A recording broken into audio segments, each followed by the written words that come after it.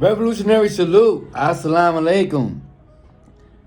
Universal greetings of peace. All right. So this segment here, all right, as we all stand in solidarity as anti-imperialists, and Noble Young Lord's Party presents the Under Lock and Key show. I'm Malik Alim, the chairman of the New York State chapter of the Noble Young Lords Party. Now, this segment here is to aim at two branches because I'm Muslim, and there are Muslims within the party, and Muslims are welcome in the party. So it's like, let's see. There's gonna be probably some type of coup bar that some sheikh have given. Perhaps there might be a lot of Muslims feel that they cannot go to protest or engage in community organizing, or perhaps they feel that they cannot go to a rally because some sheikh said that they couldn't, which is idiotic if you ask me. Because you're supposed to stand up against oppression, you're supposed to speak towards power. So I don't know about all that, where them sheikhs be getting that thing from. That's some type of deceptive intelligence to do some type of oppression. And as we all know, Islam, since the beginning of time, has been the most liberation thing for women here in this planet, and way before the feminist movement. But now, since this is not in the Noble Young Lords Party is not an Islamic organization, however, we do welcome liberation theology. So if you're Muslim and you're Christian or Jewish, the only arguments that we will allow on the platform for Noble Young Lords Party is for liberation theology, as it's used to make one more of a revolutionary to stand up against oppression in that regard. And as in the halls like Malcolm X, we fight for our rights by any means necessary. And just like Don Pedro Ravizo Campos said the same thing in his own words. All right. It says,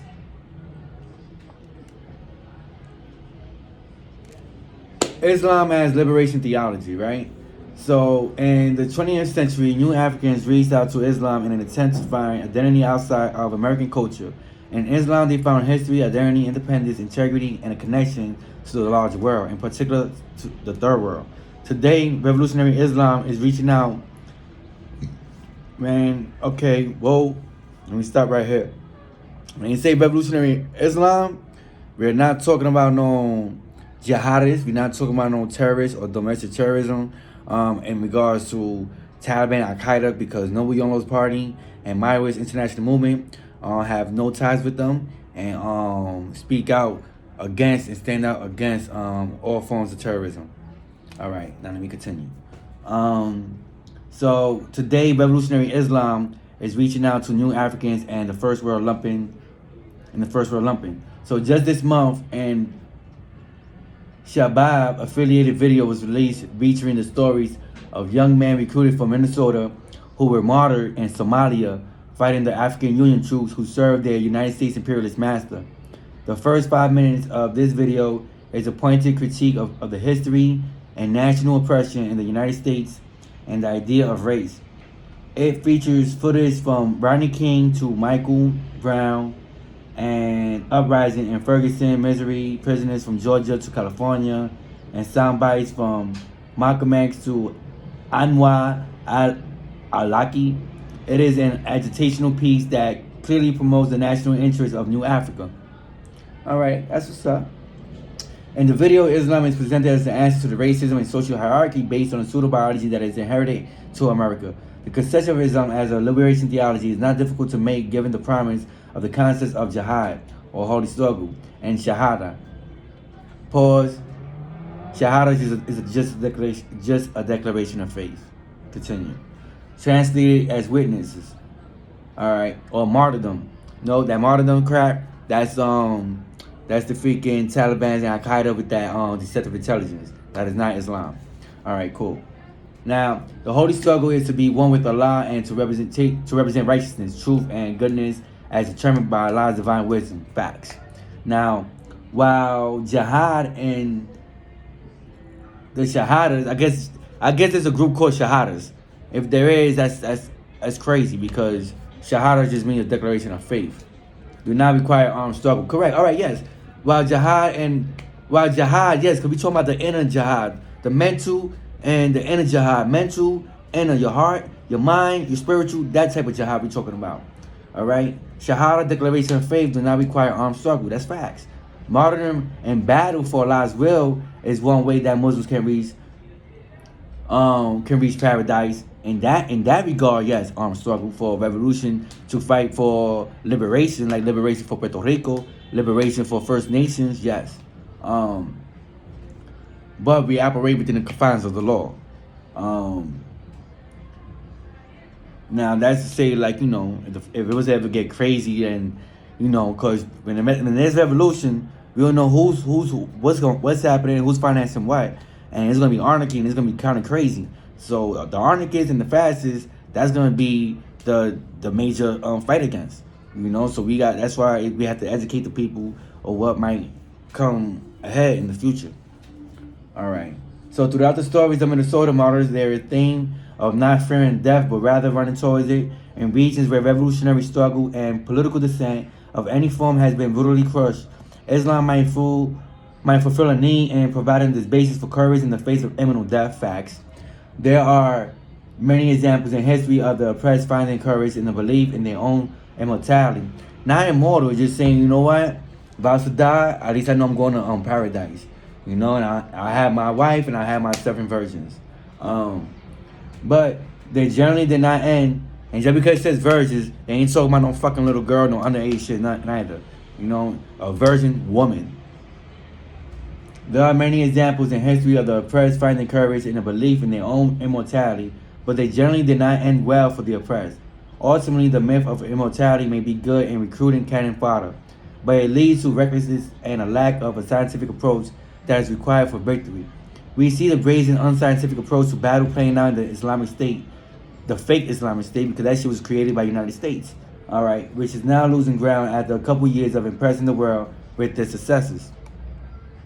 Like the Muslim in jihad, the communists struggle to discover truth and goodness, but the communists serve the people, not allows for the goodness of a relative to realize of human beings, and truth is that which changes the conditions of that reality. Whether we can serve the people better in life or in giving our lives will depend on the situation. But as most Muslims will agree, serving truth and goodness does not come in seeking death. Facts. I mean, we're not running to death. No, nobody on those parties not running to death, and any conscious Muslim is not running to death. All right. So rather than finding, because that a death wish is a form of suicide. All right. So, and that's haram. All right. Back with my nobody on those party hat. Cool. Muslim is 24/7. All right. Rather than finding our strength and resolving myths, we took to the world and find strategic confidence in our victory. The vast majority of the world, people suffer under the current imperialist system, yet that system depends on those same people to divide the profits that keep the system moving. So there is an inherent contradiction that will continue to play out in the form of class and national conflict until the exploitative system is destroyed and replaced with one that serves humankind. Baya. Okay? Now, let's continue. All right. Islam as philosophy. When you study philosophy, you will inevitably study many religious thinkers.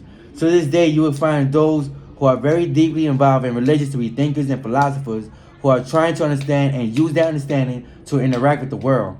Now, as communists, we, Noble Yolo Party, do stand as communists. We do the same. So it is no surprise that we ought to find ourselves in deep dialogue with those of different religious leanings. As you'll get into below, the underlying class makeup of different religions has more to do with how those religions engage with communism than anything else, with socialism than anything else, with social democracy than anything else.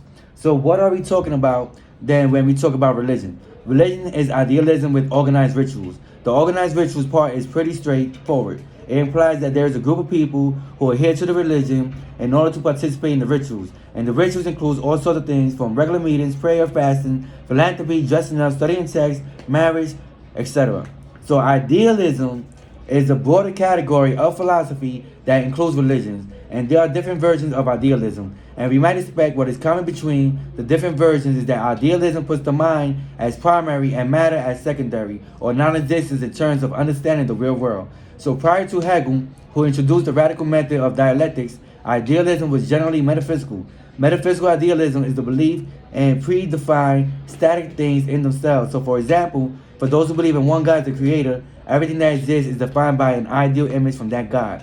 So for idealists, there is a barrier between what we perceive through our five senses and this predefined ideal. So philosophers like Kant, who Engels called an agnostic, falling between idealism and materialism, believe that the real deal was unknowable or knowable only through faith. For many religions, it is the lack of the individual to attempt to know that ideal or absolute truth by following the rituals of their religion. In Islam, this is called jihad. The passing from the material world to the world of ideas is called transcendence. Transcendence is a major theme of many religions. So now, for materialists, there is no such thing as transcendence. We see that truth is obtained through our five senses in a constant process of gaining knowledge and understanding as a species through practice and the scientific method. There is no ancient scroll or secret key that will open our third eye, allowing us to suddenly see and understand all the secrets of the world that are hidden from us by our sense. So, or as Engels puts it, describing why Hegel marked the end of philosophy. So why do we still have religion? Let's see. All right. All right. And no. Yeah. So we start. Why should we have religion? It goes on to say, yeah. Let me go see this real fast. One moment.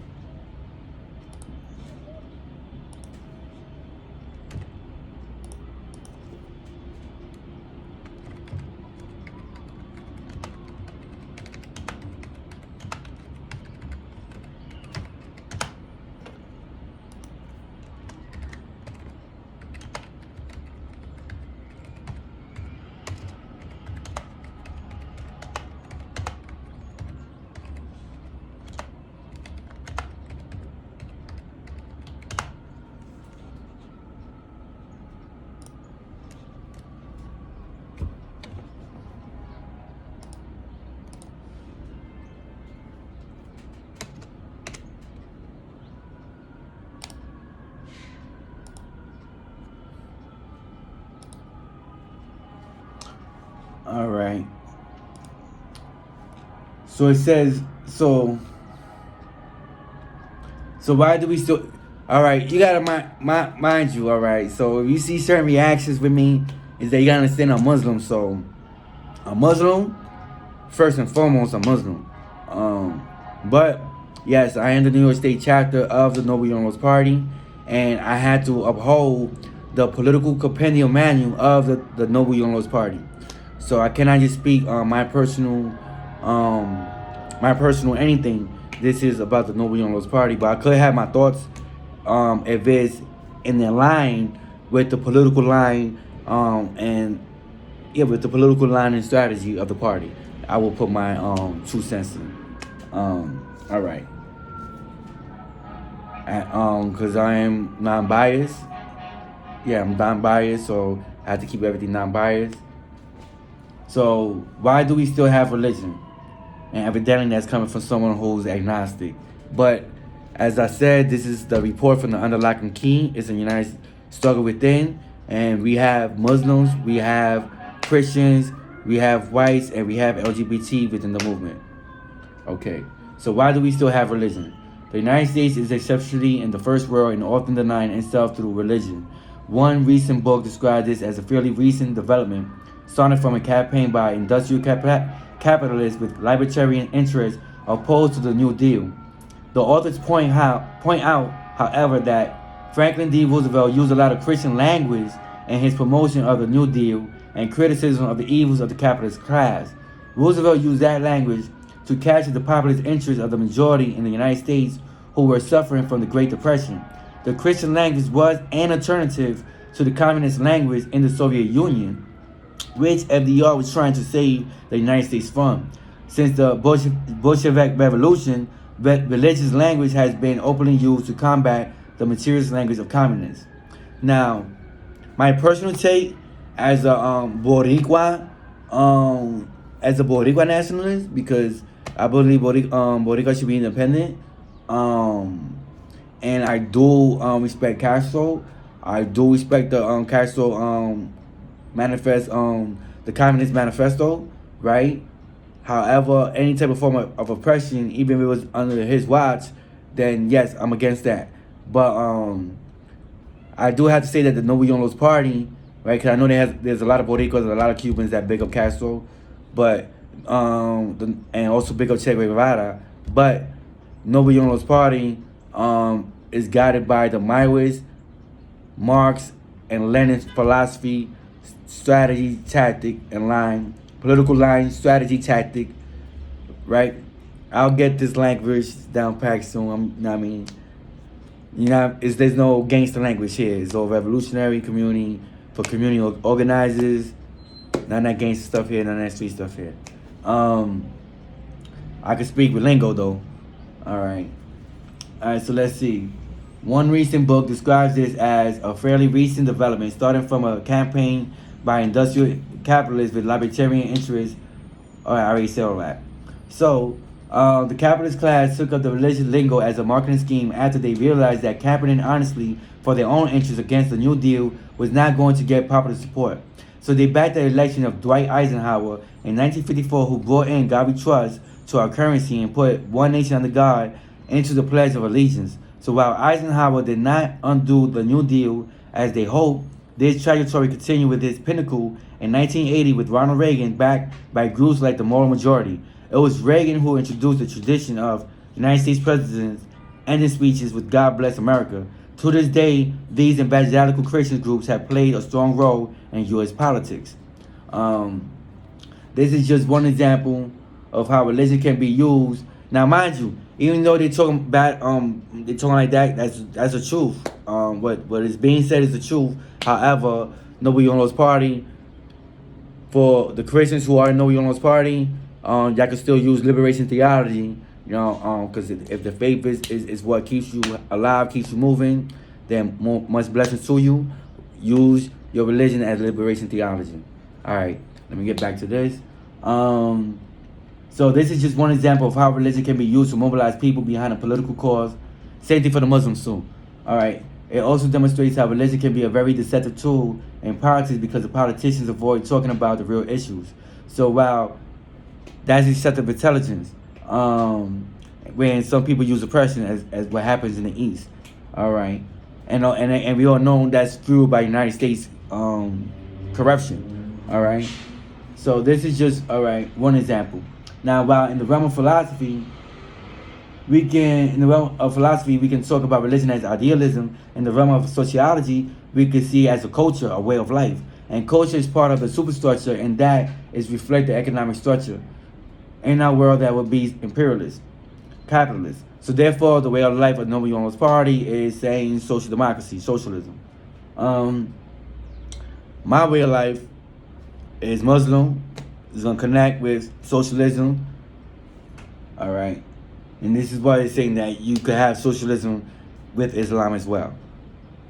Not the way it's being practiced by these Taliban and Al Qaeda and all them crazy bastards. All right. And culture is part of the superstructure in that it reflects the economic substructure in our world that will be imperialist capitalism. And within capitalism, the fundamental contradiction that defines that system is that between the proletariat and the bourgeoisie.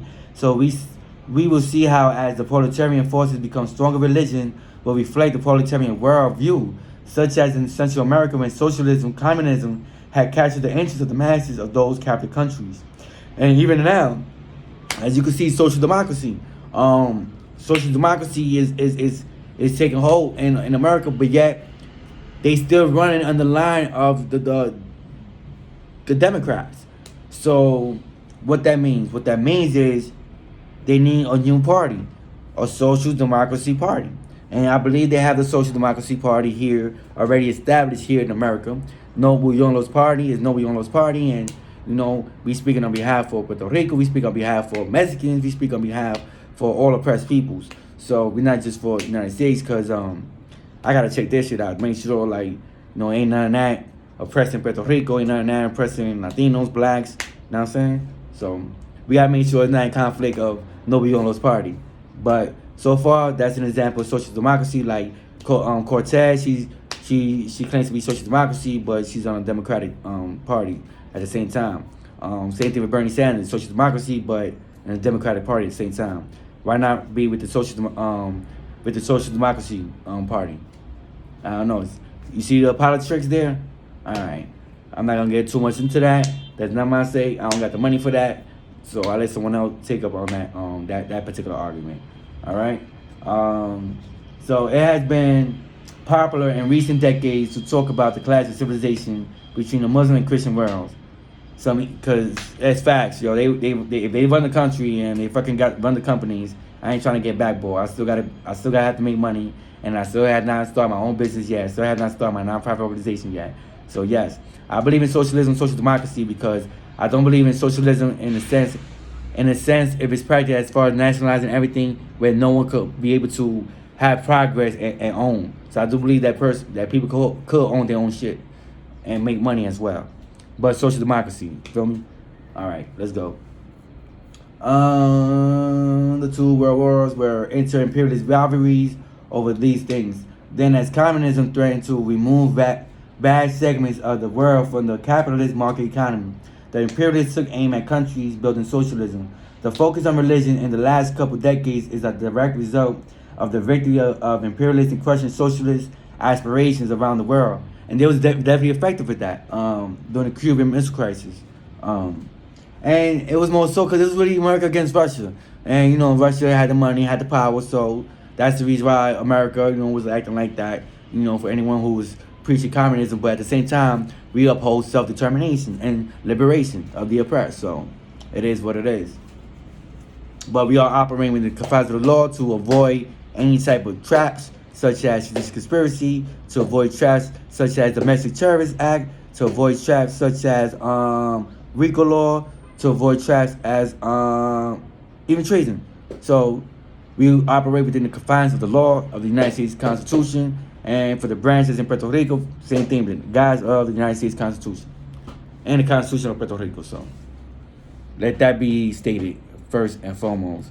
So like that, you know, the pay's gonna come with the politics, the bullshit. All right, let's go. This repression combined with some of the negative experiences countries and regions like the Middle East had interact with revisionists, you know what I mean? That's what I am. I'm a revisionist. And social imperialists claiming to be communists. It's not wrong with being a revisionist, and it's not wrong with being a communist either. Has led to a significant turn away from the socialist path in many parts of the world. And it's not un-American to say one is a communist neither. And it's not un-American to say one is a socialist neither. You know what I mean? You could you could miss me with that dumb shit.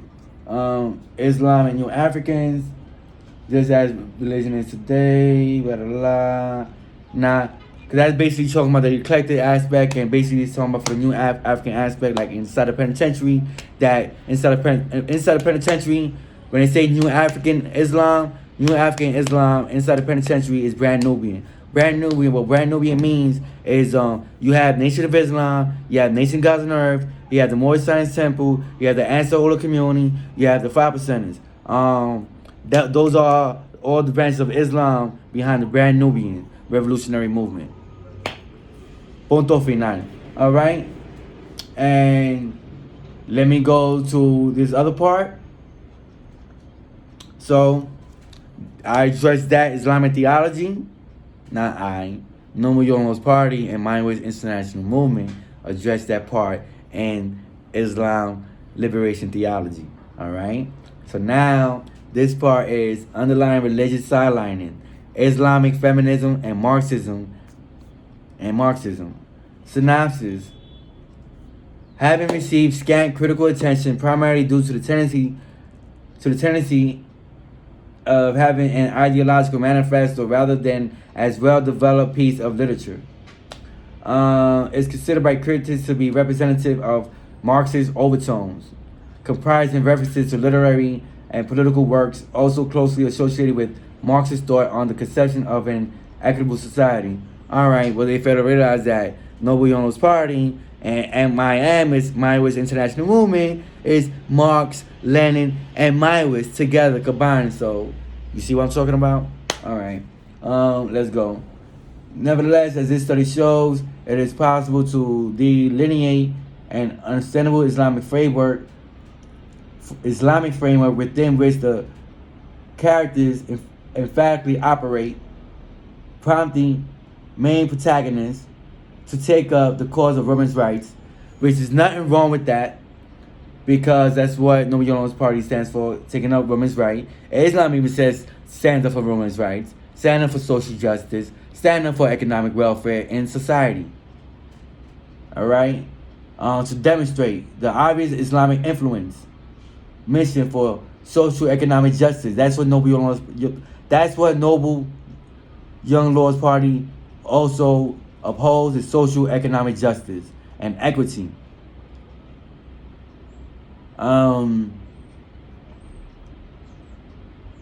So this is for the Islamic feminists. So for those who are feminists, you know, Noble Young's Party is here for you. You can come here. We can stand in solidarity against the imperialists. Okay, that's what it's saying in a nutshell. So, so bear in mind we're not Marxists. Bear in mind we're not Leninists. Bear in mind we're not Maoists. All right, we know we own a party, and we just social democracy and communist socialists. All right, in that regards here in this country, because Maoist International Movement is communist socialism throughout the world, and yes, the party do stand on socialism and communism. But Malik Alim, the newest state chairman of the Noble Young Lords Party, stand for social democracy. I'm pushing social democracy and the full communism, the full socialism, until it's fully analyzed by those who are advanced in political education. I'm not touching that. I'm pushing social democracy. All right, peace. Revolutionary salute. One Lord, one people, stay noble. It's about nobility, baby. Keep it noble, stay noble. Revolutionary salute. Peace.